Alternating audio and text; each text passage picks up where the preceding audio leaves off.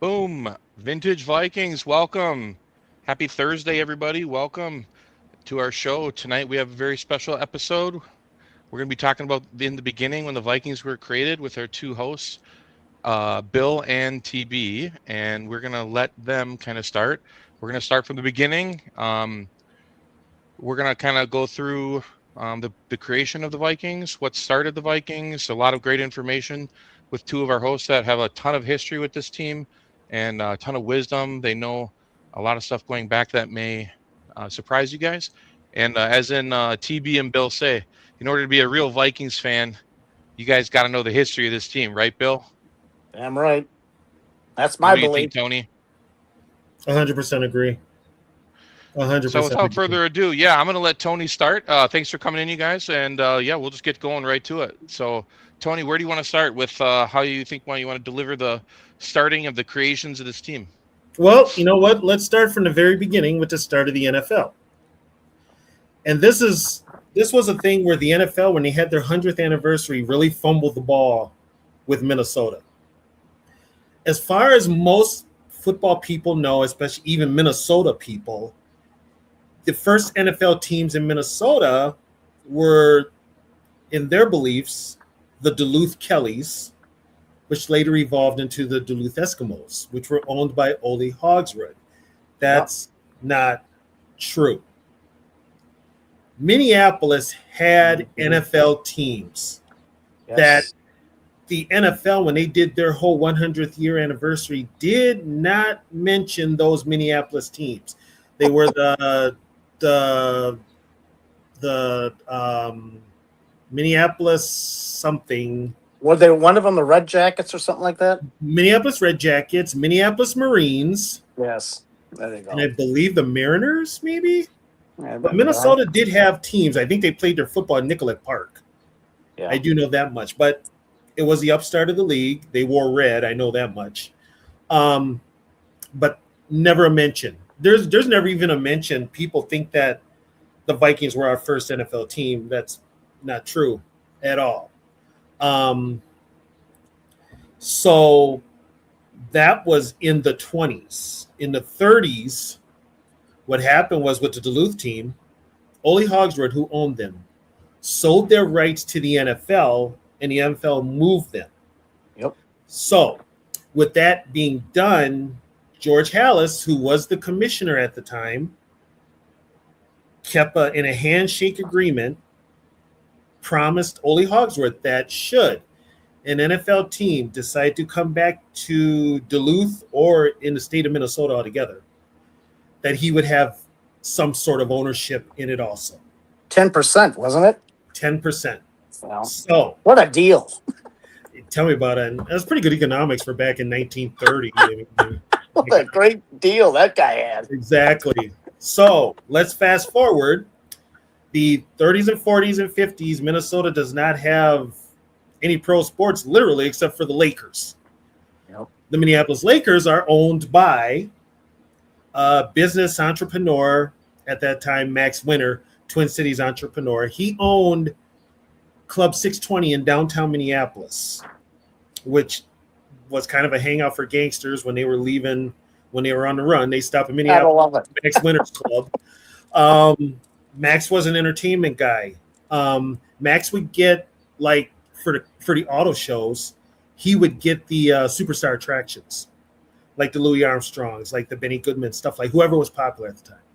So that was his thing. Well, in 1955, he sold the Minneapolis Lakers to Bob Short.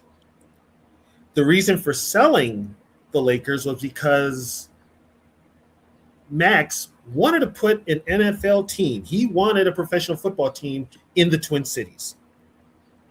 So that being said, Minnesota was starting to get on the sports radar with the building of Metropolitan Stadium.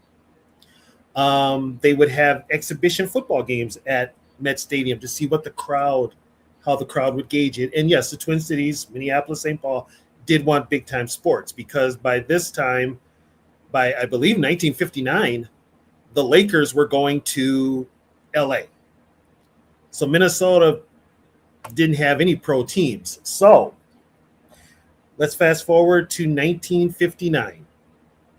Max, in his pursuit to get an NFL team, Well, decides let's back up for who's Max for people don't know, Tony, if you don't Max mind. Winter. Max Winter. This There guy? he is. That's the guy. Lovable Max Winter. Yeah, right. Oh, Um, my old man sat next to him at the boxing matches when he was a Yep. kid. and that's another thing too. He was a boxing promoter also. Yep. So he decides that he wants a pro football team.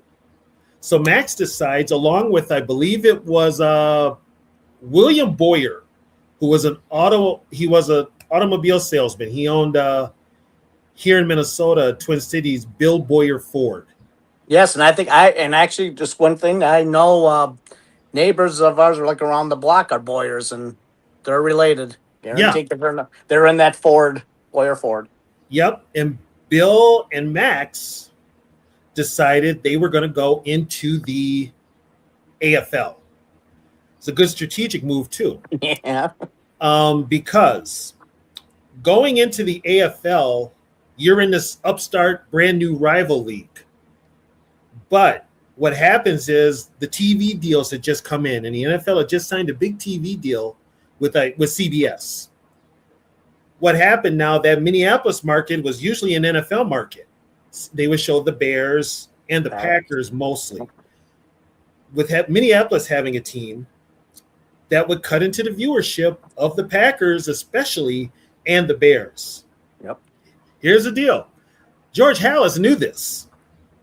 So, having that said, the AFL had their first meeting in the Twin Cities at the Hotel Leamington. The first ever AFL meeting was in Minneapolis. Also, the first ever AFL draft was in Minneapolis. I think that was at the Park Nicollet Hotel, if I got that right. Can't make it up. Yeah. Their first draft was in Minneapolis. So Minneapolis is already a big vocal point for the AFL. Here comes our good buddy George Halas of the Bears. He talks Max Winter into giving up his rights to an AFL franchise to join the NFL. That's one of the stipulations. You have to give up your rights to an AFL team to join the NFL. And the NFL was just expanding too, because the Dallas Cowboys were starting in 60. Yep. The NFL would vote the Vikings in for 60, but they wouldn't play until 61. So Max agreed because his dream was to be in the NFL. Max turns around along with Bill Boyer, but Max, I think, had most of the voting power and made the decisions. Max turns around and decides to sell the rights to an AFL franchise that belonged to Minneapolis. You're going to love this, people. Yeah, love it. Max Winter sold the rights to the Minneapolis AFL team, who had already drafted players, by the way, in the draft, to the city of Oakland. So, that being said, that Oakland team became the Raiders. Those draft choices became Oakland Raiders. Two of those draft choices were names that, if you're an old school Viking fan and an old school NFL fan, you'll recognize them. One was Dale Hackbart. He was the number one draft choice for the Minneapolis team. Dale played quarterback at Wisconsin. When he came back to the Vikings, he played linebacker and safety. He was the number one draft choice. The number two draft choice for the Minneapolis team was center Jim Otto. Nice. So they made their mark as Raiders. I think, I don't know if Hackbart played in the AFL at all or not. I think he was drafted in the NFL too, but he played in the NFL. And that's a picture of the first owners. Do you want to explain a little bit about this, Tony, about who's here and what this is the first owners, you said, of the AFL or the NFL? These are the owners of the original AFL teams. This was their first ever meeting. And this was taken, they were on the rooftop of the Hotel Leamington in downtown Minneapolis. Yep. They had their draft at Park Nicollet. If you'll notice, Max Winter on the bottom is the second guy in the picture, second from the left. The guy with the football is the Kansas City Chiefs owner, Lamar Hunt. And Lamar Hunt felt really betrayed by what Max Winter did. He was very upset by it. But yeah, those were the first owners. The first AFL teams were originally Minneapolis, Dallas, the Kansas City Chiefs before they moved were the Dallas Texans, the New York Titans, Buffalo Bills, Boston Patriots, the Denver Broncos, and the LA Chargers. The Chargers started out in LA, then moved to San Diego in '61, but that was the original 7 for the AFL. And yes, Minneapolis had a big stake in the AFL. So we could have had Jim Otto essentially. Is what Anthony's asking?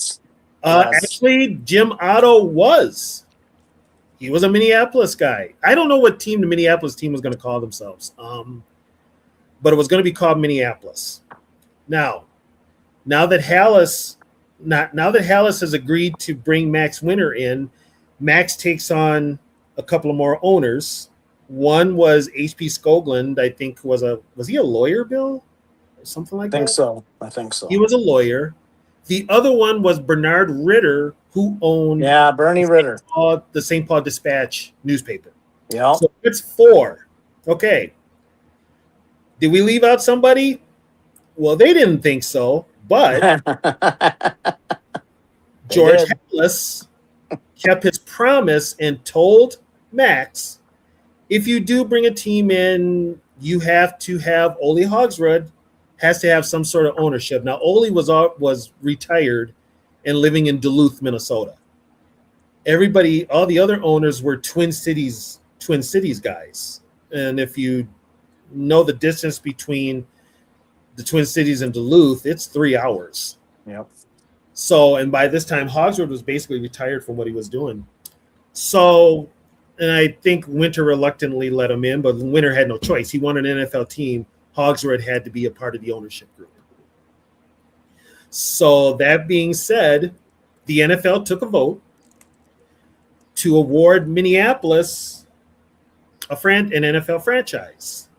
Now, they had to take 2 votes because by this time, the Minneapolis team wanted to represent the state of Minnesota. So they wanted to be called the Minnesota team. I don't know if they had decided on Vikings yet or not. I don't think so. I don't think they had decided on Vikings, but they wanted to be called Minnesota to represent the whole state. So the NFL had to take another vote to allow them to be called Minnesota because at the time, only the teams were named after the cities they were in.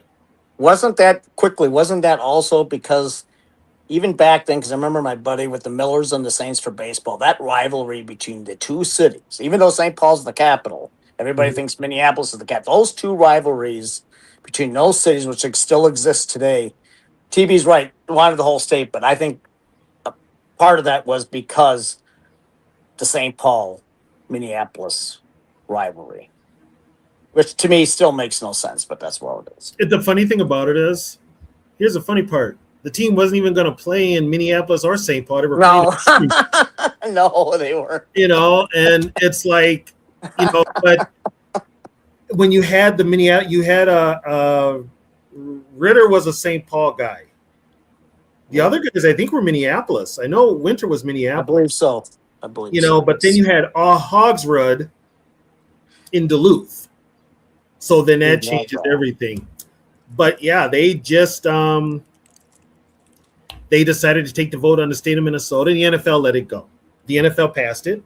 So they were now known as the Minnesota franchise. And I think a couple of months later, they chose Vikings. And ironically, Ole's high school team was called the Vikings. Mm-hmm. The high school colors of that team were purple and yellow. Yeah. And also, I don't think wasn't a guy, and I can't remember the name now because I had it. I can't even say. Another gentleman named them the Vikings. Yeah. Wasn't it Gustafson or something like that? I could have that name wrong, but somebody else named him. But it's just ironic. Ole's high school team also called the Vikings purple and yellow. So I think they took all that then from Ole. Had to, because what are their colors? Purple and gold. And plus, you got to bring it up too. This part of the country is full of mostly Nordic and Swedish ancestry. 100%. That's another reason. Because of the Nordic and Swedish ancestry. That's the main reason. That's the main reason. The reason why Chicago Bears colors are orange and blue is because George House had hand-me-downs from the University of Illinois. Yeah, they were when they were known as the Decatur Staleys. And the same color too, because Red Grange played for Illinois. Yep. True. So, and that was how the Bears would market themselves, with that familiarity. Jennifer says Superior High School. No, that's Wisconsin. Oh, no, and I can't think. It's off the top of my head. I can't think of it, but it was not that. No. Oh, wait a minute. No. Is there Duluth Superior High School? I think so. But it wasn't. It wasn't that one. I know that. Okay. So then they, they get the logo and all that other stuff. They got a whole year to get this together. They decide to play their games at Met Stadium. Yeah. Who, by the way, Met Stadium from 53 up until they got the Vikings, they would host NFL preseason games. And in the season of 1959, the Chicago Cardinals were going to leave Chicago. And they probably were looking around to see where they were going to move to. We didn't have a team yet. So they played 2 regular season games up here. The Giants and the Eagles. I think the Giant game got 32,000 and the Eagles game got 20,000. The Giants were the bigger draw because they had been to the NFL Championship the year before. And the Giants had the marquee players, Sam Huff, Frank Gifford, Kyle Rote, Rosie Greer, Andy Robicelli. Who am I missing? Mel Triplett. George Shaw. They had the marquee players. It was New York. Yep. So, but yeah, and then 60 rolled around and the Bidwells moved the Cardinals to St. Louis. So yeah, I mean, it's Well, January 28th of 60s when they became an official team, January 20th of 1960, and they had a whole year to get their franchise together. The Cowboys started in 60. Yep. By the way, 1960 was the last year of the 12-game regular season. Because when the Vikings came in the next year, it was a 14-game regular season. Yep. So it started with 12 games? Wow. Mm-hmm. Can you imagine 12 games in 2026, what that would be like? It was 12 games and probably 6 preseason games. Because even when me and Bill were kids, it was a 14-game regular season and a 6-game preseason. So Davey says, did Bud Grant play on that team? Bud played for the Eagles. Yes. Bud played for the Eagles in 49. I think only 2 years. Was he a defensive player or lineman? He was an end and a defensive end. He also played defensive back. He also won an NBA championship with the Minneapolis Lakers. Yeah. Yep. Guy knew a fair amount of winning. Looks like he knew a little bit about winning. So let's bring that up. So yeah. That's a big one too. So in this time, the Vikings get in the front office together. They hire Burt Rose to be their first general manager. They have their offices in Edina, which, if anybody knows Minnesota, Edina at that time was the ritzy part of the Twin Cities. That's where the money was. Still is to a point. So you had a whole year. The NFL had a draft of 36 players that they could get from other NFL teams. One of those players that they got from the 36 was Grady Alderman, who was a team captain for years. They had a draft. AFL had a draft. NFL had a draft. They had separate drafts. The Vikings' first draft choices were, number 1 was Tommy Mason, running back out of Tulane. Number 2 was Rip Hawkins, a linebacker out of North Carolina. And number 3 was Francis Tarkington, a quarterback from Georgia. Yep. So in the meantime, they're getting these veteran players. They got George Shaw from the Giants. So you're putting together this team, but who would you have as a head coach? So Max already had a guy in mind. Max, of course, his choice was Bud Grant. Bud was having success in Canada. He was winning in Canada. Champion. Bud decided to stay in Canada. The second choice on that list was, and a lot of people don't know this, the name will sound familiar, Ara Parsegian, who was then, I believe, the head coach at Notre Dame, if I'm right. Correction, Chevy. 2 old guys and 1 middle-aged guy. Facts. So they Parsegian decided to stay at Notre Dame. Well, then the third choice was a newly retired quarterback, champion. Just North beat Green Bay. Just beat the Packers. The only championship Vince Lombardi lost. Yep. Was Norm. I bet he was pissed. And he, no head coaching experience whatsoever. He basically was literally the KOC of that era. With no head coaching experience, or he had no coaching at all, where KOC does have coaching. He had none. And that's who the Vikings hired to be their head coach. Yep. Now, Tony, when it comes to the creation around 1960, was this logo like the first concept, or are there a lot of other concepts? I don't know much about it. That's actually the original. This is the original logo. Yeah, he was facing that way, and the horns were extended, which they shortened. They shortened it in 65. So this was on the helmet before the Viking. No, the horns have always been on the helmet. Okay.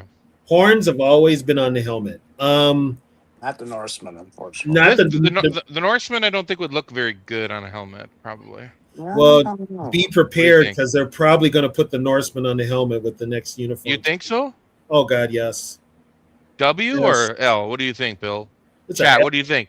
W or L? You like the Vikings' current just solo horn on the side? Well, I like or would this you like too. something like this on the helmet? No, I mean I'm old school, so I would say Yeah, the horn is classic. the horn. But I don't win but the horn, 100%. Yeah, the horn is classic. You put the whole Viking Norseman on there, it kills it. Kills the aura. It kills the mystique. I see what you're saying. Then you're just doing it to sell merch. Well, they could kill that mystique if they come out with the most ridiculous whatever they have an impossible another. Oh, give it time, because Nike's creating the jerseys. So I mean, are they gonna have something like the City Connect that the MLB has, where you wear it once or twice? No, they do have the rival jerseys coming up. Is that the rival? Okay. The rival. Be honest with you, I always wonder why the Vikings don't have a throwback jersey. That old weird purple. It was like a different shade of purple. It was more like a. You know what the 70s is what they should go. Here's what people don't understand. This is where the purple shade, and this is where the Vikings screwed up. The Vikings gave the right to that dark shade of purple. They let the Baltimore Ravens have that dark shade of purple. I didn't know that. They let them have it, and the Vikings went with the shade of purple they've got now. Which I hate. Which is like, okay, if you think about it, the old school purple, even with the stripes and without the stripes on the purple jerseys, in certain sunlight were damn near blue, but it was plum. Yes. Yes. The helmets were a lot darker too. It was plum. But yeah, Baltimore owns the rights to that purple. The Vikings let them own the rights to that purple. So, I would prefer them go back to the throwbacks. I would wear them all the time. Yep. And I would bring back the throwback white jerseys. Yep, 100%. We had that weird white jerseys around Christmas last year, wasn't it? Yeah, the whiteout jerseys. The whiteout jerseys. That was kind of I wasn't a huge That's fan. It's just getting ridiculous. You know what that is? That's a marketing play because they get people to buy them. Yep. Here's the thing. Once again, I'm going to say this. That whole whiteout thing is a college concept. That's not an NFL concept. That's a college concept. And an NHL. The NHL. The Winnipeg Jets started it. The NFL has adopted so many ideas, college ideas. It's a joke. It is. Now Penn State's doing it. Yeah, I mean, a lot of people are saying that a lot of people are also agreeing now. It might be just a generation thing about who's in the chat right now, but a lot of people are agreeing with you. The jerseys from the late 60s to 70s. That's where it's at. Those are the best. Those are the best. The jerseys, the jerseys that work the best for me, any jersey up until 2006. Everything after that has been like a high school jersey or equivalent to a college jersey. You didn't like the secret squirrel jerseys? Those are the ones I hate. Starting in 2006. Oh, I hate them. I hate them jerseys the most. Appreciate you, D. Appreciate you, D. What do you guys think of so we can't do black, we can't do the dark purple. The whiteout jerseys are meh. What about having a primarily yellow and then having the purple be the accent? No. Is yellow awful? Yes. Yellow should. The Vikings are meant to be purple. Yeah. Purple. It's bad enough with the road white. It's bad enough with this current uniform. They got black face masks. We don't have black in our color scheme at all. Yeah. Reminds me of the ugly ass Oregon Ducks uniforms. Fair. And Oregon's got like 50 different uniforms, and all of them are ugly. It's like if you could go back to those 1961 uniforms, that would be perfect. This organization has a history of bad and stupid decisions. Well, yeah, they do. You got that right. One thing about the Duluth Eskimos. Yeah. 1927 was their last year. Ernie Nevers should be a household name amongst people. Yeah. Was their last coach. And one thing about the Met Stadium, TB knows this. I mean, I only was there for Twins baseball with Rod Crew and stuff like that. TB went there. Got lucky enough to go see Fran and them. But that really was a baseball stadium. So when that thing was being built, their eyes were on Major League, but they wanted baseball first. Calvin Griffith went to an exhibition baseball game because they had those besides the preseason football and said, this is it. This is where I'm moving the Senators to. And it's ironic, the New York Giants baseball almost moved here. Almost. And they probably would have moved here if Brooklyn doesn't move to LA. And that changed. It's the whole history. I find it ironic. Even take away that the Senators then come from Washington for MLB, starting 61, and then the Vikings starting 61. So Minnesota wanted the major leagues, and they got them both.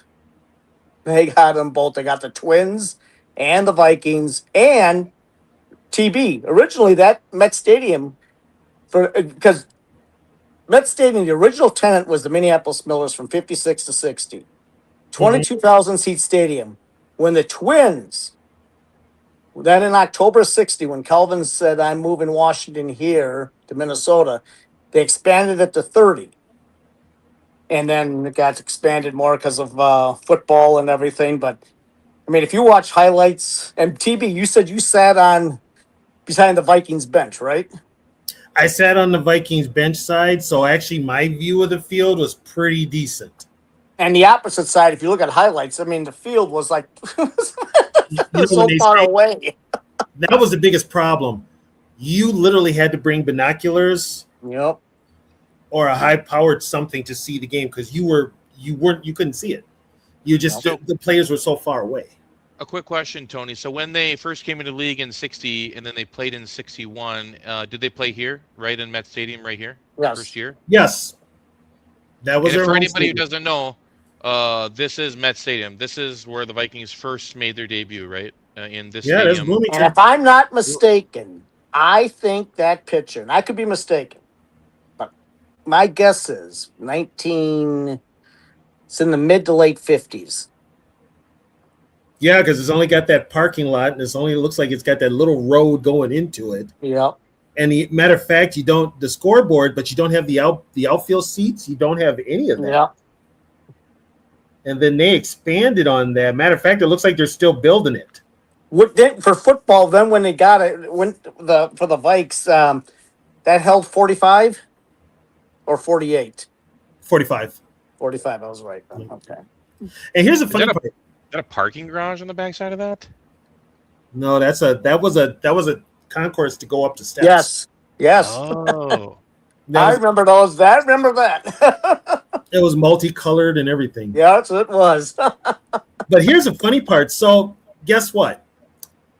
In 1961, Minnesota gets both a Major League Baseball team and an NFL football team. And even this, the Twins go to the World Series in 1965. Here's the kicker. Up until the 70s, this city and state was Golden Gophers football. Yes, it was. The college huge, team right? was Yeah, the it was. most Yeah. popular of all the teams because they won the national championship in 60. Yep. And then they won the Rose Bowl in 61. But Gopher football was the biggest thing in the Twin Cities. I've had older people tell me, actually my neighbor and then my buddy, God rest his soul, said, Billy, Gopher football dominated this town. It started changing a little in 67, but really moved the needle in 68 and then went over the top with that 69 team. Because the Gophers, wasn't 67 their last Big Ten championship? Am I wrong? Yeah, and it was a 3-way tie, and Purdue got the title. And then if the Gophers were bad, then people said, well, we got now mostly that 68 team won first time they won division, and 69, and they go to the Super Bowl. So everybody said, the heck, but that's when it became Viking country. Yeah, it took us getting to the Super Bowl. This has Yeah. always been Yeah. this So is they always actually football. practiced in Bemidji. Yes, they did. Yeah, they First did training Lake camp. Bemidji, right on Lake Yep. Bemidji. The Yep. first training camps were 61 to 64 were Bemidji, and then 65, I think they went to Mankato, or 66. Mm. They All went- right. Well, 66, but I could be wrong. so Yeah, let's keep going. And now, if you guys want to know what the first schedule looked like, let's do. Here we go. Oh, and by the way, they put the Vikings in the NFL Western Conference. Yes. So they were right away. We were against Chicago, Green Bay, Detroit, the Rams, I believe the Niners. Yep. Who am I So, missing? if I heard you correctly, there's no NFL and AFL. It's Eastern Conference, Western Conference. There's the NFL. There's NFL East and NFL West. Yes. Okay, and that was and all the way up until probably when 70s, 80s. nope, that was up until the expansion of New Orleans and Atlanta. Then, and people don't remember this, there were 4 divisions from 66 or 66 or 67 up until 69. There was the Central, there was the Century, there was the Capital, and there was the Coastal divisions. And the only division that stayed intact that whole time was the NFC Central / North. The main nucleus teams, Minnesota, Green Bay, Chicago, Detroit. That division always stayed the same. Always stayed the same. Now let's have a little fun here with our viewers here. Vikings. This is their first regular season, right? The schedule in front of us. Yes. Who would like to take a gander at how well their first season did in the chat before Tony and Bill explain to us? if it was an utter train wreck their first year or if it was actually a good season. I can't say it started out great. Yeah. Let's get some guesses in the chat, or if anybody feels free. You think they had a great? I actually think this logo is actually pretty sick with the ship there. I love that logo. I like actually the think logo. that I actually think that's so sick. Super intuitive with like the Vikings and the ships and stuff Yep. with the Vikings and the logo. You could I wish you'd update see it. some more of that. I wish you'd see some more of that in today's. Here's the thing with a lot of today's artistry and NFL artwork, it's cookie cutter Yep. Yeah. and it's geared towards kids. Yep. You're not going to have like the Dave Boss videos or the George Bartel videos from the 70s or posters from the 70s or artwork like that. You're just not going to have it. Everything is cookie cutter. Everything is the same. It's just bland. That's all it is. So, yeah. In other words, Bill, how bad was the first season? We have some pretty bad in the chat. People have been saying pretty bad. Davey got it right. What do you 3-11. say? 3-11. Yep. So utter disaster our first season. But I mean, to be That's expected, right? expected. So I saw you put that one up there. How did the Vikings win an NFL championship and it wasn't a Oh, Super sure. Bowl? That was Bob Swede. Here's the deal. When the NFL decided to merge, the whole interleague play wasn't going to start until 1970. Yep. They agreed to have a Super Bowl, a big world championship. It wasn't called the Super Bowl. It got nicknamed the Super Bowl from Lamar Hunt, Yep.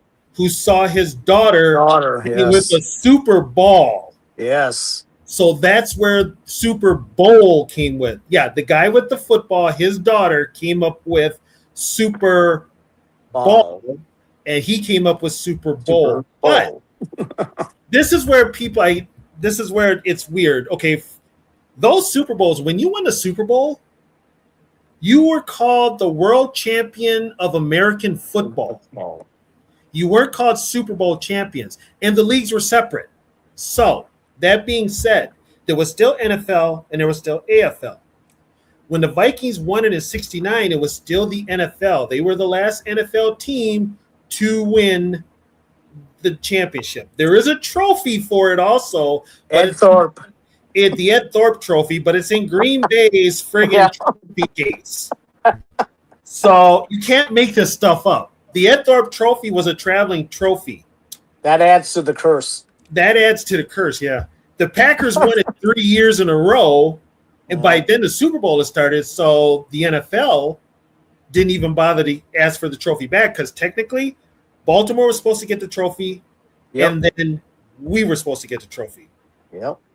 So what happened was we did win the NFL championship. So, yes, we were NFL champions. We were technically the last NFL champions. When they merged the league, I think correct me if I'm wrong, Bill, didn't they start calling them Super Bowl champions in the 80s? Up until then, they were called world champions. Yes. And I want to say Major League Baseball copyrighted world champions. I think so. So the NFL couldn't use it, hockey couldn't use it, basketball couldn't use it. So, who says they wanted to attract kids, Tony, to be the next generation of fans? And I agree with that, Love. But here's the deal: you want to attract kids, but who's buying the merchandise? The parents. Yeah, that's right. I mean, why don't you kind of satisfy the people that are, the older generation that appreciates that stuff, and some of that classic and Luft will agree with me. A lot of that NFL, that old school NFL artwork is classic as hell. Like that poster we showed, that's classic. That would make perfect. That would be art. That's artwork. People don't know. Go ahead, Bill. People don't know. For example, Pittsburgh Steelers. The original logo I love. I mean, it's awesome. But no, and I'll be honest, I never knew about it. And actually, by a shirt, I just love their logo. So many other teams. But those shirts they're being brought back, like Homage has brought a lot of that stuff back, and like the Dallas Cowboys, old ones, and a lot of that stuff I wish would be. See, I think I agree with TB. I think what you should do is, if you want to cater to some of the kids, it's fine, but you got to cater to both, because the 70s was the height of the NFL, right, TB? 70s and 80s. 70s was the best of all of it, as far as I'm concerned. The best because of just everything hitting. The 80s was right up there too.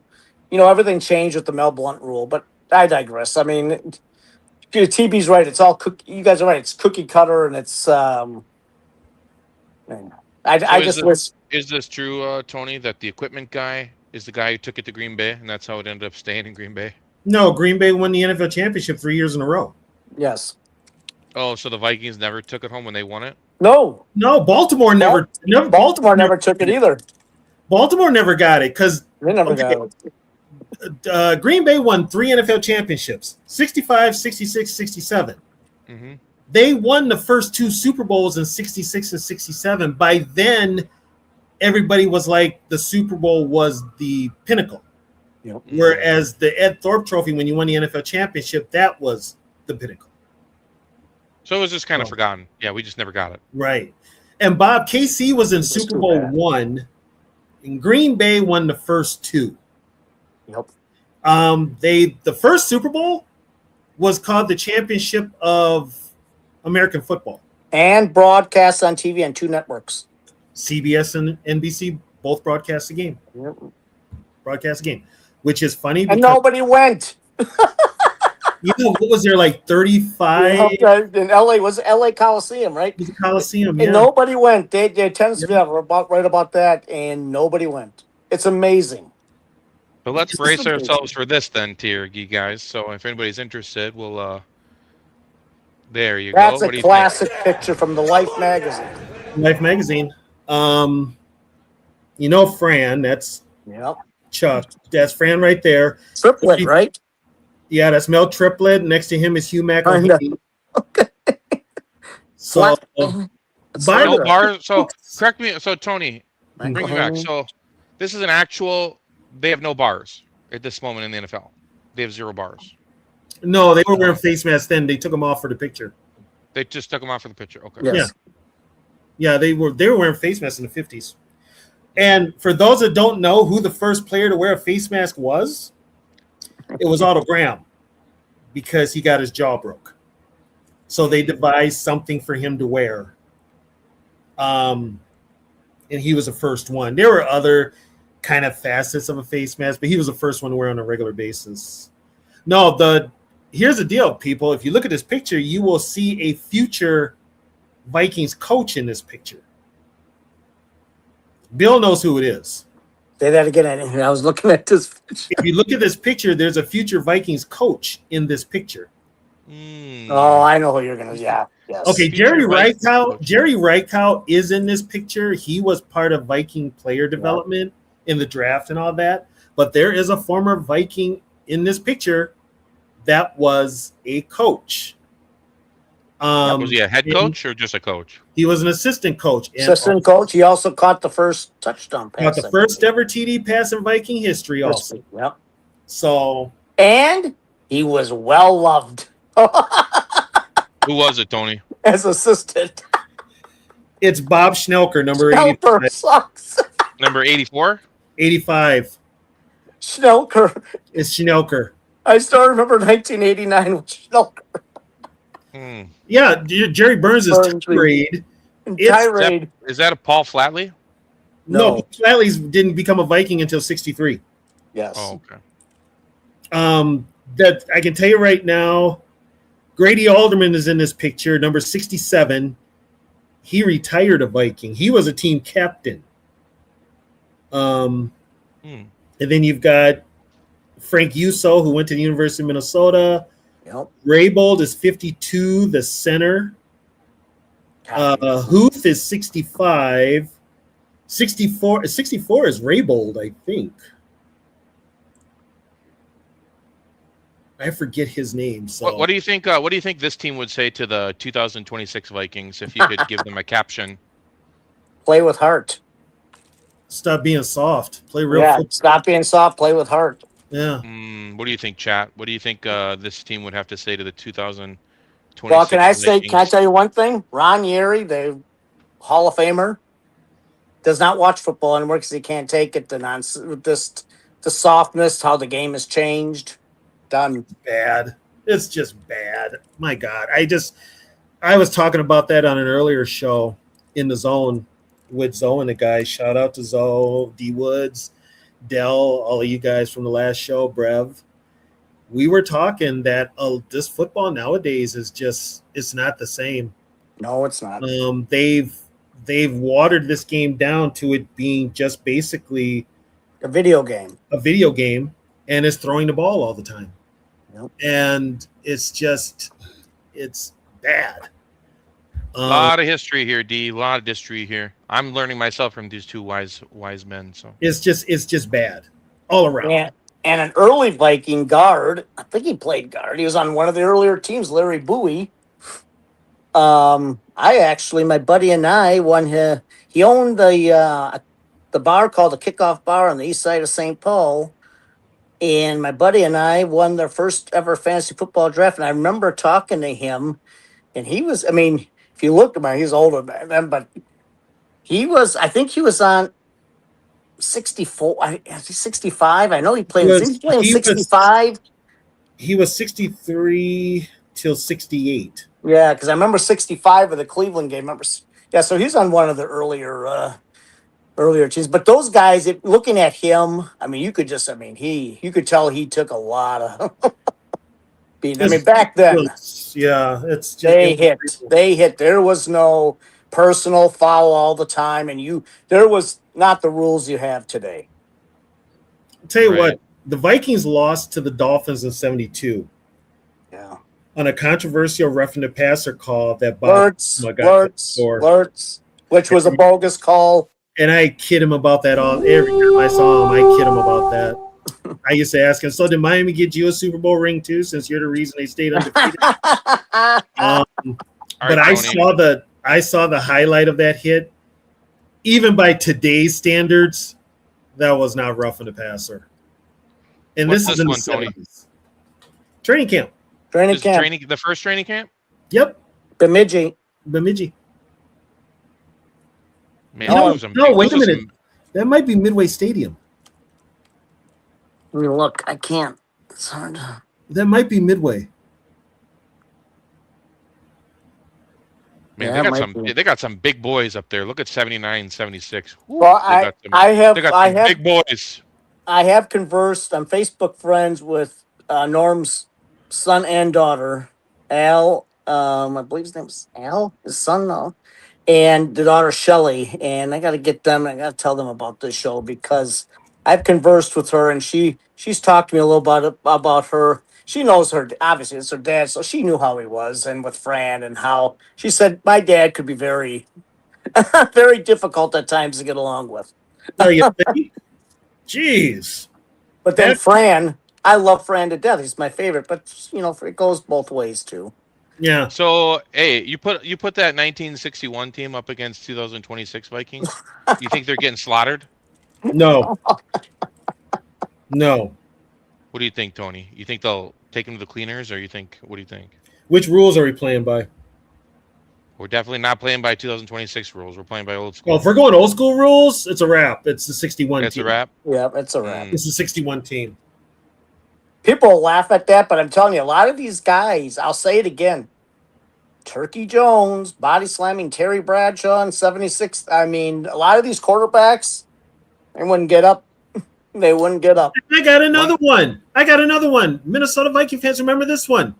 Jim Youngblood on Tommy Kramer in 78. Yeah. Yep, 78. And if I want to give people what was that like? Okay. Remember a few years ago when Tua suffered that concussion in the middle of the game where his hand was shaking and then it stopped. That is exactly what happened to Tommy Kramer in 78. Yep. Exactly what happened to Tommy Kramer. So it's night and day. Those football players back then, for them it was personal. They only had the one job, and it was they were football players. Yep. And that was their profession. Like Vince Lombardi said, take pride in your profession. It's a great day for you. You are an NFL football player. You take pride in what you do as an NFL football player. And it translated to the field. Nowadays, you've got the guys with all the ability, But the biggest thing that's missing is the heart. They can make a lot of money at this, and they know it. So they go through the motions. They do enough to keep the paycheck going, but they don't have the heart. Never had the heart. And with a lot of those players back then, it was all heart. And it was personal. Yep. I mean... Well, the salaries weren't what they are today, right? I think when the salaries get that inflated, you kind of lose that, right? The one that got the most money that pissed everybody off was Joe Namath. When he signed. Now, keep in mind, Joe Namath was drafted by the St. Louis Cardinals also. The difference between Joe Namath going to the Cardinals and going to the New York Jets was a Cadillac.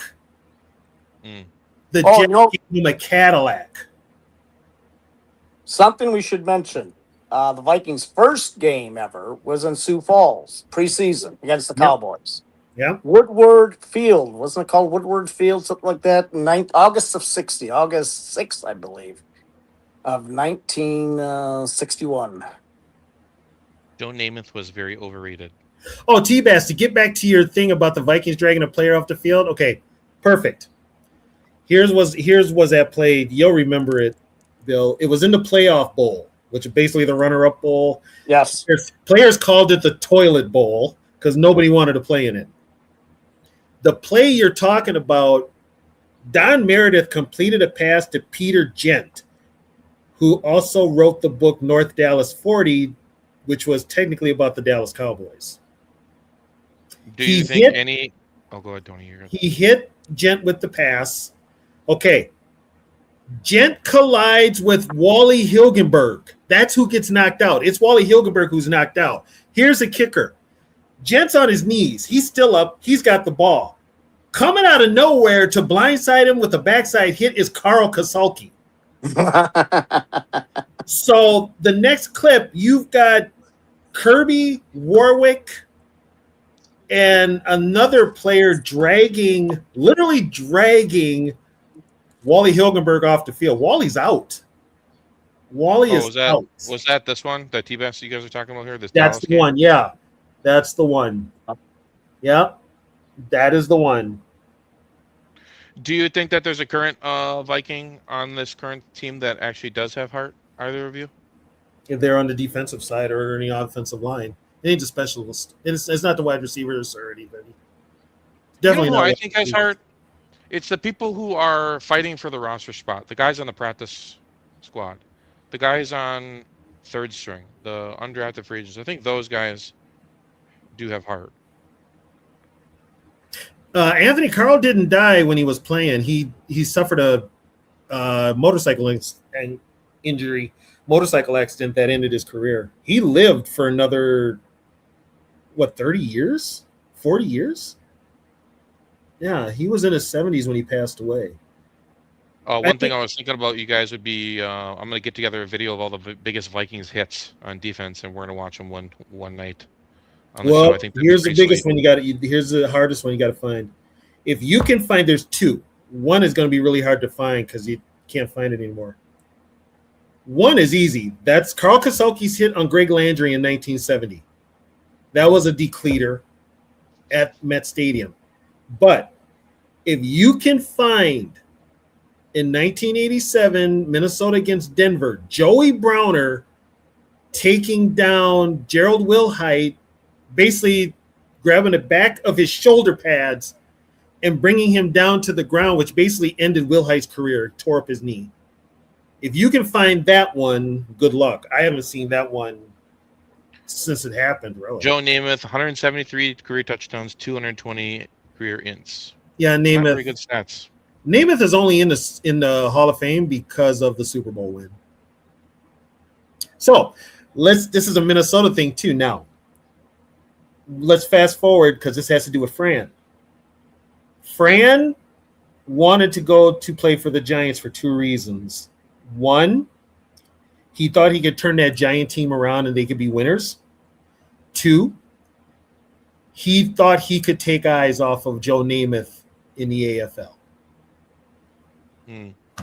So that is a 50.1% career completion percentage. Yeah, that's how bad it was. That's how bad he was.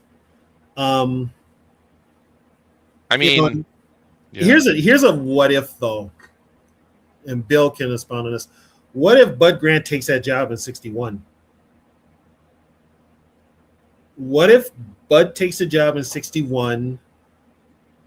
Or even still, does Fran stay? I don't think they have the friction that he had with Van Brocklin. Van Brocklin basically wanted Fran to be a drop back quarterback, and Fran has said himself coming into the league, he has seen it where quarterbacks would just drop back, take the sack, and go on to the next play. He said he was never going to do that. He was going to keep a play alive no matter what and try to make a positive out of a negative, which I give him credit for. But that type of quarterbacking is what drove Van Brocklin up a wall, because he was that old school quarterback. I mean, he threw for 500 yards in a game with the Rams in the 50s. So he's coming off a championship. But I mean, and their relationship was just so toxic. So toxic. But first Vikings pitcher? First team pitcher. Is this the first team pitcher? Yeah. And this is taken at Met Stadium as well? Nope, Midway Stadium. This is Midway Stadium. Okay. Yep. In the snow. Yeah. Yeah, that's Midway Stadium. In St. Paul, that's the original Midway Stadium that, if you know St. Paul, you know it was right by the fairgrounds, which is now Energy Park. Do you think the league is going to a direction where they don't want to have the teams in different, because, you know, like teams like, let's say, like the Dolphins, or no, teams like, let's say, like the Colts or the Saints, right? They never are ever going to be as good as a team like Buffalo, like at running the football, because running the football primarily focuses on teams that can hash it out in the grass, right? They're just not as efficient. Do you see like the team, like the NFL going in that direction where, like, you know, do you feel like it's an unfair advantage for teams like in December and January who play outside in these type of conditions compared to like indoor teams? Teams should be running the ball in any condition. They should be. But do you think that there's an advantage to practicing and playing outside in like these few teams that still play outside in stadiums like today? It's more mind over matter. Mm-hmm. If you don't mind, it don't matter. It's mind over matter. I think of it like, because, you know, what if you have a QB who plays inside, right? And then you go to like Buffalo or something, and there's like wind galore, and then all of a sudden our QB is at like a huge disadvantage because he doesn't know how to throw in the wind. I got one for you. Joe Montana played in San Francisco, but yet his best ball was in cold weather states. No, that's fair. You know, Joe Montana's a freak, but Joe Montana also, like I said before, if you don't mind, it don't matter. Hell, we played the 49ers in the playoffs in 1970, and it was like barely 6 degrees. John Brody comes up here and puts on a clinic on the Purple People Eaters. So, I mean, you can, I mean, there are like cold weather teams that go and play in warm weather. You know, it's like you can, wherever you play, you have to play. As far as like that type of mentality, it's all on coaching. In warm weather, bad weather, they're so now passing. The field is 100 yards long. Once you get inside the 20-yard line, your opponent's 20-yard line, your field shrinks. Yep. So you've got to have an offense that you have to run the ball. We've seen that problem with our coach. He won't run the ball. Gene Washington versus Gene Washington. Okay. There were 2 Gene Washingtons in the NFL at one time, and they were both all pros. Gene Washington 1 played for the Minnesota Vikings. Gene Washington 2 played for the 49ers. Both all pros.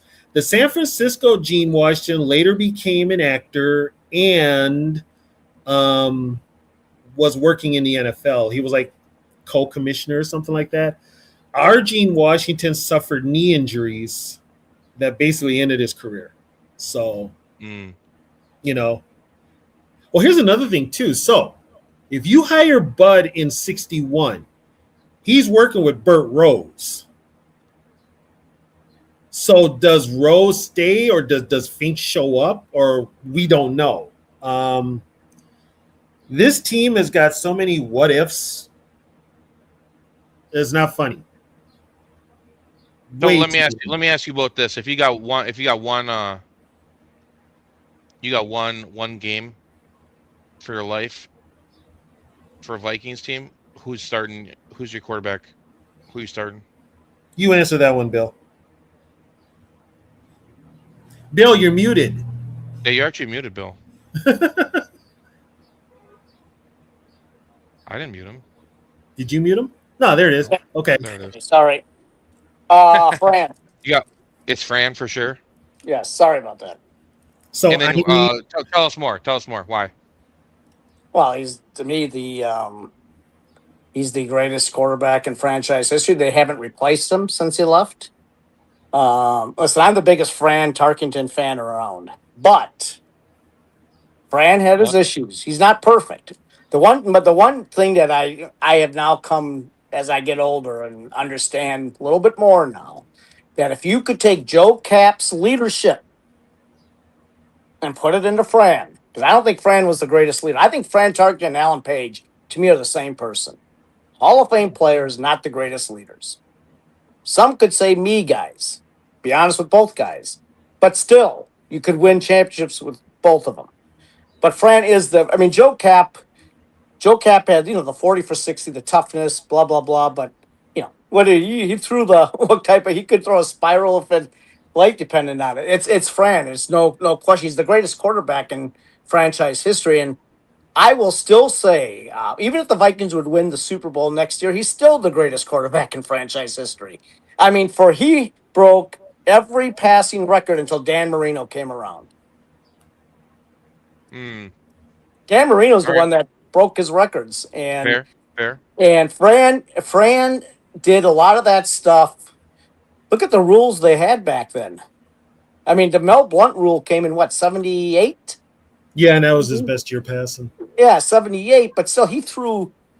I mean, no, Fran wasn't perfect. I mean, I admit that he played terrible in the Super Bowls, but then the whole team did, from coaches downward. So fair. Fran, Tony, Fran, it's not close. What you got, Tony? It's a big game. Yep, it's a big game. You got one game. What Vikings QB is under center for you? Can't say number 4 because he didn't. Bob says Favre. Well, he Favre choked. to me is not a Viking. Yeah, he's not a Viking. He choked. He had his chance too. He didn't get him. He had that game against New Orleans. He choked. And by the way, those are his words. Not mine. He says I choked. Fair. Here's the thing. I respect Fran. I wasn't a big Fran guy. No, he's not. No, that's fine. I always said without Chuck Foreman, Fran's not Fran. I talked to Chuck about that too. Joe Cap. Now here's a funny part.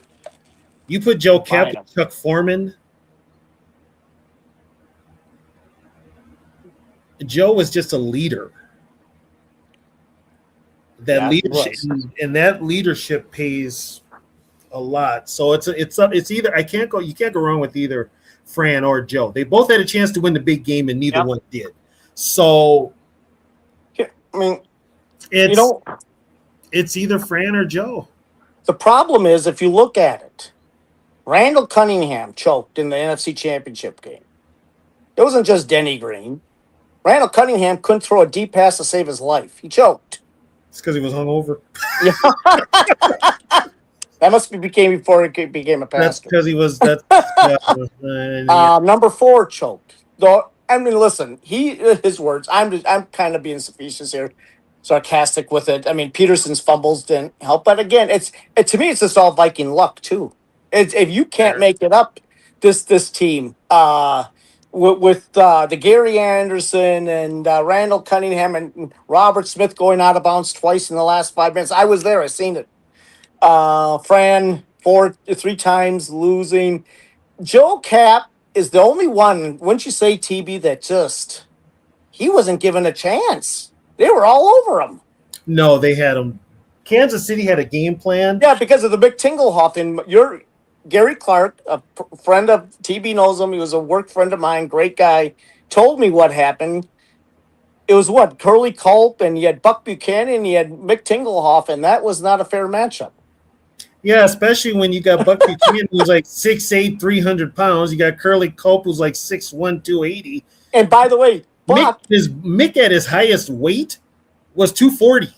Buck, back then, there was nobody like Buck. Maybe Ben Davidson? Not even. He wasn't that big. So there was nobody that size. No.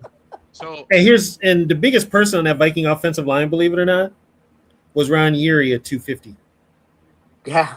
I think mine is going to surprise you guys. I think I'm going to shock you guys. On Whiskey Wade? Whiskey Wade? No, I'm taking 2004 Culpepper. 4,700 yards, 400 rushing yards. Great season. 2004 Culpepper in his prime. He was doing it when like no other else was doing in the league, man. And I'll tell That you guy was what, a monster. Mine would have been 75 Tarkinen because he won the MVP. if I'm gonna take a quarterback in a year, I got to roll 69 Joe Cap. 69 Joe Cap. Yeah, that's what they Yeah, say. I mean, Listen, listen, might be that's- the best team. Okay, I mean- Nobody said Tommy Kramer. That's funny. and I like Tommy, but the thing with Tommy was, which one were you going to get? Sober Tommy, 19 or drunk Tommy? Yeah, well, we're going to get 1986 year, Tommy, which was his best year. Yeah, exactly. You're taking Cunningham. Bob's taking Cunningham, 98. Yeah, I would never take him. Here's the thing, and I will say this, and I will say this until my final breath. Joe Cap sticks around. Yeah. Vikings win a Super Bowl. Well, you know what he said in that he has said, God rest his soul, the biggest mistake he made was what he did. Yeah, was leaving. Because I'll tell you what, they if he's there in 70, the Niners don't win. The Cowboys, we beat the Cowboys. Well, what did Bud say? They wasted 2 years. Yeah. After Cap left with Gary Quazzo, Norm Snead, Bob Lee, and Bud said after 71, that's it. We wasted 2 years. They wasted Alan Page, MVP year. They wasted this 2 years of them getting older. Now, they weren't going to get younger. They wasted that whole defense. And Bud said, I'm going out to get the best quarterback, I think, in the NFL, which he thought was Fran Tarkenton, and he went and got him. But they wasted. I just will never understand how they thought Gary Quazzo, and no, I'm sorry, Gary Quazzo, no. Okay. If you compared Gary Quazzo to Joe Cap, Gary Quazzo was a pure passer where Joe Cap was kind of Mr. Ad-lib. Also, Jim Finks. Now, Gary Quazzo played his best game ever as a pro against the Vikings when he subbed in for an injured Johnny Unitas in Baltimore in 65 and put up 5 TD passes. Jim Finks remembered that. Why did he have to remember Quazzo, right? Why couldn't he forget? Well, first of all, he didn't know he was going to get here and suck. Yeah. God, and that's the thing. Now, here's another thing, too, about Fran coming back to the Vikings. Here's what people don't realize. Fran had burned his bridges with the Giants in 71. Yep. Fran retired during preseason of 71. He wanted to be traded then. What happened was the Giants lost their quarterbacks. One got hurt in preseason. The other one said the Giants were so bad, he said, screw it, and retired. Yep. And so they needed a quarterback. So they begged Fran to come back, and he does in 71. And by 72 rolls, after the season, he's like, I want out. Well, technically, here's the deal. Fran Tarkenton at that time was basically Kirk Cousins. Nobody really wanted him because he was who he was, and he was a pain in the ass. So naturally, of course, Bud didn't want to trade him in the first place. So Bud's like, you know what? We need a quarterback. Well, got him. Need a quarterback. He goes against Fran. Here's another thing too. The team that Fran left in 69 and the team he came back to in 72, there were still like 14 guys on that team that were with him in 66. One of them was Jim Marshall and Grady Alderman and Mick Tinglehoff, 2 guys that respected him. But you had other guys on that team that had taken over and been like the team guys since Fran had been gone. One was Alan Page. The other one was Ron Yeary. So Fran comes up. I was not a fan of him. And the old guys all know Fran is the way he is. Yep. The young guys are like, who the fuck does he think he is? Excuse my language. He ain't did shit. Fran hadn't even been to a playoff game, let alone a Super Bowl yet. So the first Fran comes back, and right away, the first vocal one about the trade was Alan Page. I remember that. So what happens in training camp? Fran and Alan get in a fist fight on field. And Fran was getting all his publicity. Alan was ticked off because Alan just won the friggin' MVP and wasn't getting any kind of notoriety. But yet Fran comes back. Now here's the thing. Fran comes back. We're 500. Still 500. Technically, the Minnesota Vikings did not become the Minnesota Vikings until they drafted Chuck Foreman. And I talked to Chuck about that, guy. He was watched the Atlantic game when Josh Dobbs came in to save the day in 23. So I sat right next to him the whole time, and I asked him about Fran. I want don't be honest, and he said, "Well, it's it was the perfect marriage. Our strengths matched each other." Yeah. He said that short passing game, I could catch the ball, former wide receiver, moved. I mean, I always think this is the way I always think. Great players always complement each other. It's like Montana with his guys, Bradshaw with his guys, Staubach with his guys. You got to have both. I will say Chuck. I mean, listen, before they had Chuck, they didn't really have what they had. 72, Oscar Reed and Osborne. What happened was Bill Brown. Dave Osborne got old quick. Yep. And Clint Jones couldn't stay healthy. And then the guy they drafted, Leo Hayden, was a bust. Well, yeah, cocaine does that. You know? Fair. Yeah, he was so bad, he ended up getting traded to Bob Holloway and the Cardinals. Yes. Played with the Cardinals. I mean, they drafted in Marinero, but he wasn't the answer. It took them getting Chuck Foreman, who what Chuck did was Chuck isolated. At that time, most of your linebackers were like old defensive ends and defensive linemen. Yep. So basically, when you put a person like Chuck Foreman on a running back like that, you're going to have success. The Rams were the ones that first put their fastest running back on Chuck, who was at Isaiah Robertson.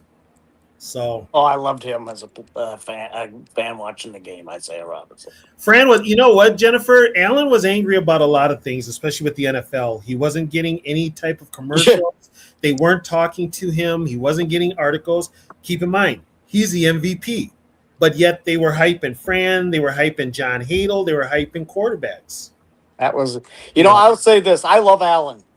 But if Allen would have played, and Fran both, they would have really gotten it with the media. Allen walked off the field before Super Bowl 11 was over.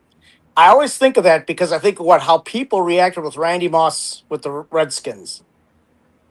They soon forget. I mean, I never had a problem with Randy. I didn't have a problem with Allen, personally. Allen was pissed. Allen was pissed, and Allen and Carl Eller both were pissed in that Super Bowl 8 because they knew after they were down 14-0, this is a wrap. Yeah, they ain't winning this game. Well, didn't Don Shula Don Shula said the toughest team they played in 72 was the Vikings. Toughest game all year. And he also said, I believe, didn't he say this, that the 72 team was better than the 73 team? Jim Langer, they all said it to a man. Which is odd because Foreman, it's probably because of the defense, I'm assuming, right? It was the defense. Yeah, because Foreman was on the 73. The biggest difference, believe it or not, God rest his soul, and he was a damn good linebacker. Jeff Seaman was in there instead of Lonnie Warwick. Yeah. I love Jeff's my favorite middle linebacker of all time. That was the biggest thing. It's like the biggest problem was here's the thing, because you could go after Page, but Lonnie Warwick was like a nose tackle. He was like another lineman. You weren't going to move him. And Jeff did play nose tackle at Stanford, but he ended up playing middle linebacker. Yeah. But Langer owned him. Langer owned him in that game. So Jim came here then. So fight for the Vikes. What if your nickname becomes old school up in here? You gonna be okay with that? I was called old. I was called old school and semi-pro. Old school is actually cool. Old school. School Okay. is like I can handle old school. Yeah, Mr. Zoe thinks you're old school. of course he does. So he needs to learn. He needs to tune in early so he can learn some history. Yeah, he needs to get. There's other years besides Randy Moss. You're going to be. We're excited to have Zoe in here. He's getting his education. He's getting his Vikings Yeah, education. we love him. Going to get a test, Zoe. So be prepared. Better pass it. So what if Carl Dobson says? Would Carl made a difference in any of those Super Bowls? The one in the motorcycle clash. Carl played in one. As a matter of fact, okay, so Carl played in Super Bowl IV, and Carl not against the Raiders. He went to. There was a snippet in the Super Bowl where you see him going after Otis Taylor going down the sideline. Well, of course, they had the coach mic'd up, and that was Hank Stram. And everybody remembered what he said. He said, "Look at that Kasuki run like a chicken with his head cut off." Yeah. And he was talking about Carl Kasuki. Was that against John Madden's Raiders? No, that was John against Madden's Raiders. That was the Chiefs. I don't think. I mean, against the Raiders, no shot. Okay, Cliff Branch could fly at that time. Here's the thing. Call everything. Carl went to that camp in '73 and was probably going to get cut. He wasn't going to make. Steelers also. He was old. He wasn't going to make the team, and they had already moved on to Jeff Wright. So love Jeff. He was probably going to get cut. So Anthony says, true or false, guys? Would we have beat Denver in '87? Yes. Yes. Now I say that, but then this is the Vikings. I tell you, there's a debate that TB and I should have sometime where I don't think I have flipped the script, as they say, as I've gotten older. The 75 team, I was convinced they'd always would beat the Steelers. Nope. And I know TB, you think they would have the Vikings would have beat the Steelers in Super Bowl 10. Yeah. I know with Mean Joe's injury, but until they can run the ball and show me in a big game in the Super Bowl, run the ball, I don't know. Here's the thing, though. How are they going to handle? I mean, I know Mean Joe, but Lambert and Jack Ham and remember what we did to them in '76? Yes. Yeah, we played well. We beat the snot out of them. Yeah, that's actually the same damn team that basically played in '74. And let's keep this in mind also. Franco Harris had an injury too. Yeah. So guess what? You're putting the ball in the hands of Terry Bradshaw, who at that time, the only thing that made him successful was Franco Harris. Yeah, he was. I think we do beat Denver in 2015, though. No. You don't think so? No. No. Maybe. They would have got worked. I will say it would have been a steamroll, though. I will say the '98 Vikings would have got slaughtered too by Denver. Yeah, put it this way. Everybody was hurt. Put it this way. If the Vikings win that game, Denver's defense was better too. You've got 9 starters that are going to be out. Yep. Horde wasn't going to play. Dixon wasn't going to play. Randall was not effective. Wasn't that Elway, Davis, Shannon Sharp? Yeah. Elway, Sharp, and Terrell Davis, and they had 2 Vikings, Zimmerman and Habib on that line. And Zimmerman retired after Zimmerman retired. McCaffrey's dad, Ed McCaffrey. Yeah, he was there. Yep. He was there too. Man, Rod Smith too. Rod Smith was on that team too, right? We didn't play Denver in '98, Nick. No, we didn't play. We played Denver in '99. We didn't play Denver in '98. Jeff George game. Yep. The Leroy Horde 3rd and 37 conversion. Leroy Horde big time. But that's the problem. I mean, like I will say, Ben Lieber was told. I can't pronounce his last name, Scott Vegeta of New Orleans. And Scott told Lieber after the Saints beat the Colts in the Super Bowl, you would have slaughtered the Colts. Yeah. Because Scott knew the Vikings were actually better than even the Saints. If you look at the yards, everything, the only thing they lost in was, besides the score, was turnovers. And that's what talking about 2009? 2009. Yeah. That's the problem. You know, we just talked about at the start of the show, the what ifs. This is the problem with the Viking franchise right there. What if at the AFL? What if Bud Grant would have been the first coach? What if in 1987? Huh? What if we keep Sam Darnold? They never, yeah. Well, What's but next year's? it's always a what if until listen. I'm going to say this, and TB and I are the same. So we remember '87 and '91 with the Twins, mostly '87 because nobody ever thought the Twins would win the World Series. It's going to take something like that for anybody to believe because. And actually, the Vikings, up until the Twins' long playoff losing streak, the Vikings had their playoff history was, if you look, aren't they, TB, the top 10 NFL and playoff wins, the only one without a Super Bowl win? Yeah. Yep. It's Yep. embarrassing. I think we're listen. fourth. I think it's like Pittsburgh, Dallas, and San Francisco, maybe. And then it's like Vikings. San Francisco, yeah. Yeah, I mean, I hate, and you know, TB's been since what, 71, he remembers. I remember the one game in 72, but I really go back to 71. Look at this. Oh, I mean, I don't even like talking like, but it's just the facts are facts. The team just, they got it somehow, got to get over that hump. I'm going to tell you, I'm going to be brutally honest with you. The biggest enemy to the Minnesota Vikings is the Minnesota Vikings. Thank you. They're the biggest enemy. They do bullshit crap. Thank you. That will set this franchise back for whatever reason. It's like egos clash. They can't help themselves. They don't want to pay anybody. They overthink things. JJ McCarthy. They paid Kirk Cousins. I'm just saying. Okay, I'm going to go back. I'm going to go back even further. And now they got Murray, and they got the Murray McCarthy thing, which is going to screw up. You drafted the kid 10th overall. They're going to blow that up at the end of the year. Like that's what I'm saying. That they do mistake. You can't make it up what they do sometimes. Here's another thing too. So let's go back to the Super Bowls. Okay, the idiot coaches. Why the hell, if you're Jerry Burns and Bud Grant, do you alter your offense to put in a bunch of plays that you haven't run all year? Because, as Jerry Burns put it, can't run this play, we can't run that play. Well, what the hell can you run? And here's the worst part. You took a week off. There's 2 weeks between the Super Bowl game and the championships. They handed out to Brent McClanahan. What are you talking about? You took 2 weeks off. You took a week off, and then you decided to come back to get ready for the Super Bowl. But then you changed the offense. Oh, Tony, is this? I got something for that. That was one of the ideas, but it wasn't a very good one, was it? It sucked like hell. And they did it twice. They did it for Pittsburgh, and they did it for Oakland. Listen, I love Bud. We all love Bud. But nobody in the human race is above criticism. Nobody. And he has the right to be criticized for how he handled not only the play calling and all that stuff and the game plan. I criticize him also for having that team way too tight in every Super Bowl. All four of them.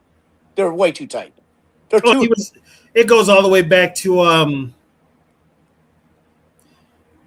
he's kind of the reason Joe Cap walked. He didn't want to bring him back. Yeah. You know, and then I don't know what he's thinking. For me personally, I'll never forgive him for what he did to Alan Page. Well, listen, and again, I remember when that happened. We were 12? Yeah. We were 12. But I remember it. I was in a state of shock. I said, you got to be kidding me. I wasn't, because I had heard about it. I had heard about it all year. My dad had talked about it, and I heard the football people talk about it. Well, you know, Bud was mad because he was the running, and he didn't want him to run, and the law stuff, and he wanted him to.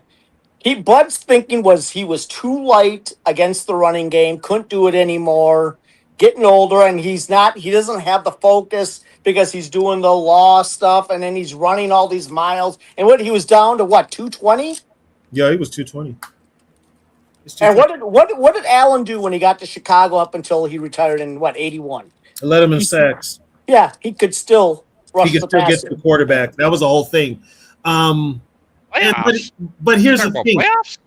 Here's the thing. Bud, here's a problem. Bud. And I'm wearing Bud's shirt tonight, too. His replacement sucked. His replacement sucked. But here's the thing. All that set aside, Bud goes and rehires Bob Holloway, who changed the defensive scheme on him. Yeah. That makes another thing, too. And also, you had been to 4 Super Bowls. You're in your 30s. You're ready for life after football. And that's where he was always thinking forward. Okay, I mean, Anthony yeah, Thompson. Okay, yeah.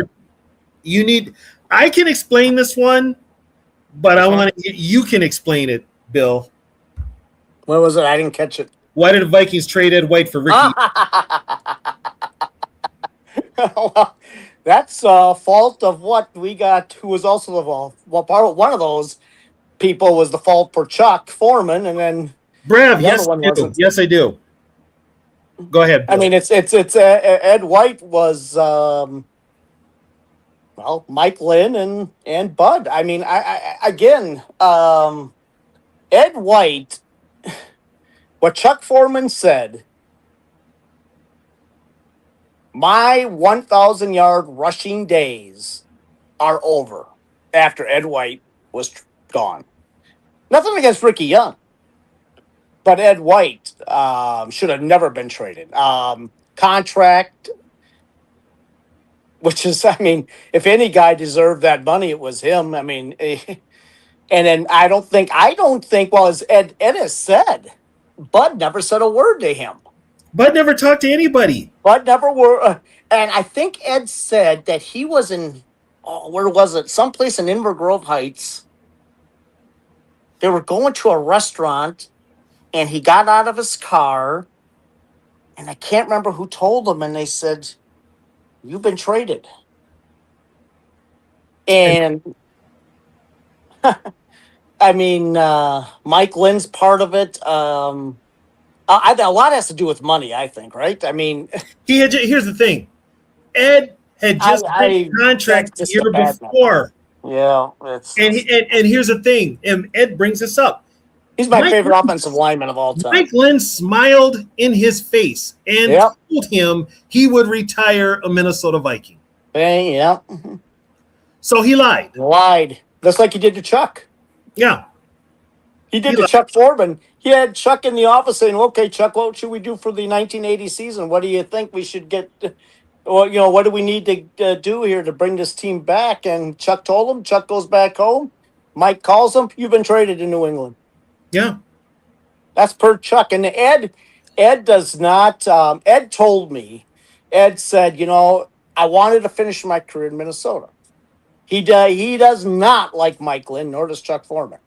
None of the old school guys do. But Ed also said, in one way it worked out for me because I played in warm weather and on grass and extended my career. But truly, he wanted to stay here. The guy who I felt sorry for is guys like Wes Hamilton and people like that had to come in and try to replace that guy. Nobody understands. Everybody thinks Randall McDaniel is the greatest off guard in Viking history.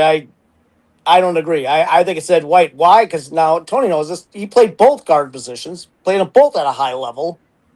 Randall is strictly a left. And I know Hutch is good, but I don't, to be honest with you, I don't consider him a Viking. Hutch isn't a Viking. He's a Seahawk. He's a Seahawk.